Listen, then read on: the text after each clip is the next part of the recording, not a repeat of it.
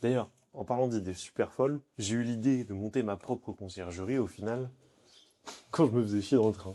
J'ai eu le contact d'une conciergerie qui allait se vendre en fait, du côté de Perpignan, par mes collaborateurs de Passe Max. Je me suis dit, bon bah voilà, moi je sais que j'ai des clients qui veulent se développer, potentiellement ça pourrait les intéresser, et donc je leur propose voilà, de finir mes contacts juste pour que je puisse moi organiser le deal quoi. Voilà, faire l'entremetteur, expliquer un peu ce qu'on fait, et puis voilà. Et du coup, je me rends compte que bah, cette petite dame, elle est géniale quand je l'ai au téléphone. Et voilà, j'essaie de la commander à un de mes clients, au final, ça matche pas. Et justement, la concierge avec qui ça s'était bien passé me relance, elle me dit, bah tiens, j'ai pas de nouvelles de ton client, est-ce qu'il est intéressé, etc. Est-ce qu'il veut des bilans?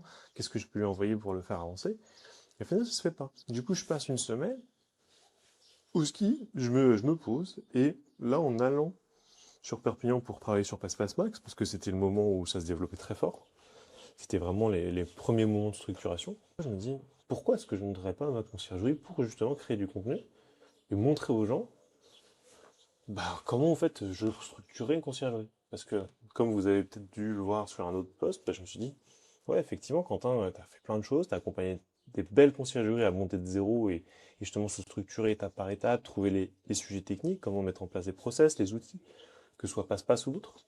Et donc, bah, tu es pleinement légitime pour monter une conciergerie, mais aujourd'hui, tu n'as pas la légitimité pour conseiller finalement les conciergeries. En tout cas, il y a certaines pour remettre en cause ta légitimité. Et donc, pourquoi, comment est-ce qu'on pourrait justement et résoudre ce problème de quel contenu créer pour justement structurer sa conciergerie et du coup, comment aussi augmenter justement bah, la preuve sociale que ce que je fais est pertinent et qu'en fait je me donne à fond et que je suis un passionné et que voilà, en fait j'ai vraiment envie d'aider les gens, c'est pas juste pour faire de l'argent.